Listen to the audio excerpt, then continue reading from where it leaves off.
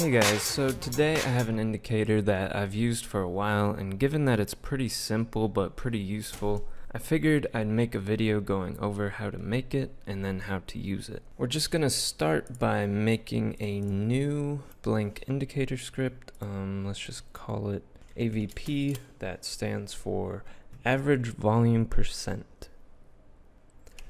Now, I'm making this in Tradingview's Pine script, but really this works in any language because it's just a pretty simple concept overall. We're going to make a variable, we're going to call it length, and we're going to set that equal to an input, and the input's default value is going to be 9 with a title. Let's just call it length. So, simple.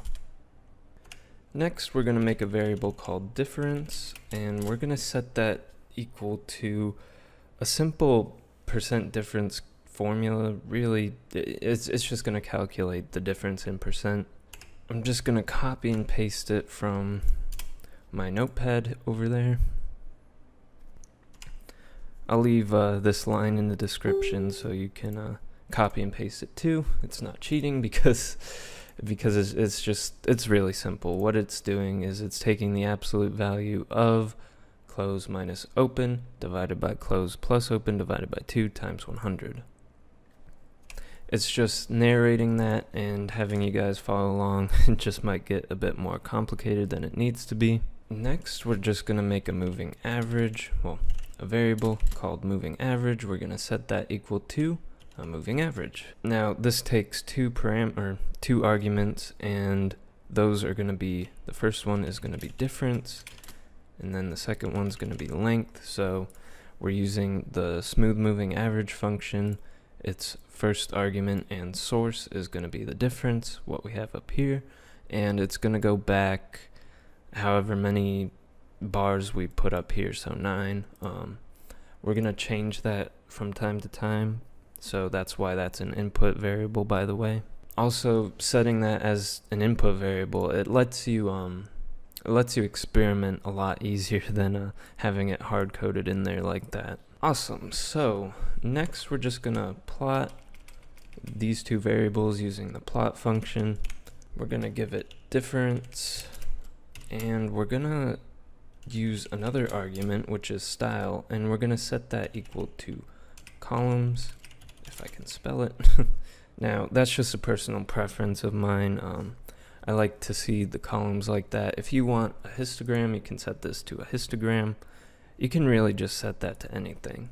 Next, we're going to plot the next one, which is the moving average, and we're going to give it a color orange, just so it stands out from the blue right here. It makes it way easier to read, really. Awesome. So at this point, it's pretty much finished. You just add it to your chart. Now I have 2 because I already have it added to my chart. So now we're going to go over how to actually use this. Really, all this is doing is it's taking the percent difference from the open to the close, so 13% right there. Come down here, it's going to be in that corner, but it's going to say 13. So whatever bar you're hovering over. Plots it down here, and this gold line or orange line, it's just a moving average built into the script. So why is this useful to know the percent difference and have a moving average on it? For me, this is really great for stop losses. I like to let my winners run for the most part, but that kind of goes against me because I have a problem with cutting my losses too. Now, you can go and say, I'll set my stop for 2%, which isn't a bad stop. However, if you were trading a few months ago, like the start of the year, let's say, what's a good date to experiment with?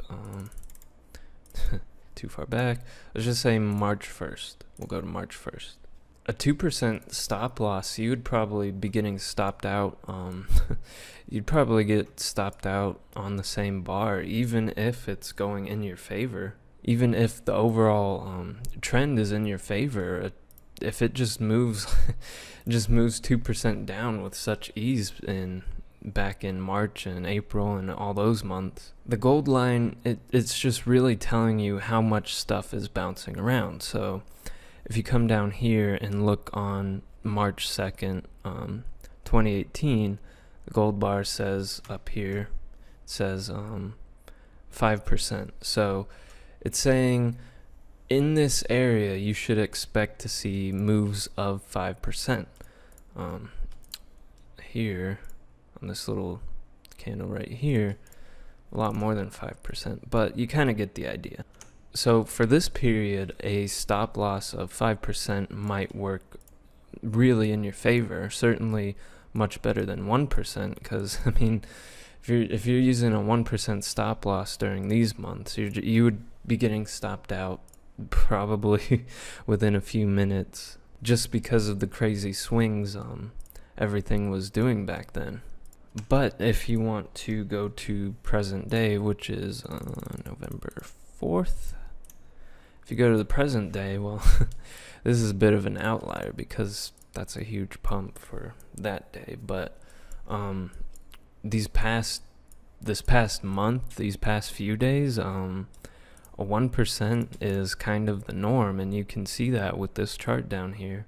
If you follow this gold bar and you're using stop losses of around what it says, it can be a really useful tool to know when or how much loss percentage-wise you should be willing to take. So these days, I mean, let's say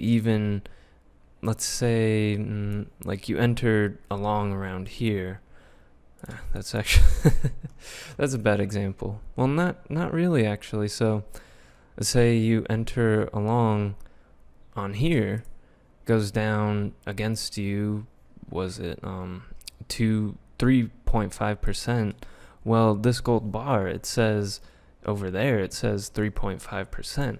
So in your head, you can justify a stop loss of 3.5%, and in the end, you could have taken a 3.5% gain. But if you were using a 1% stop loss, you would have gotten stopped out, even if after all the trade would have gone in your favor. So again, to sum it up, really this gold bar is just showing you how much stuff is bouncing around. So in this period, you take this, it looks like 2%, 1%, 1%, 2%. So on any given day, you should be looking at a stop loss of 1 or 2% during this time. Anyways, I think that's going to be it for today. If you have any questions or comments, the easiest way to reach me is Twitter.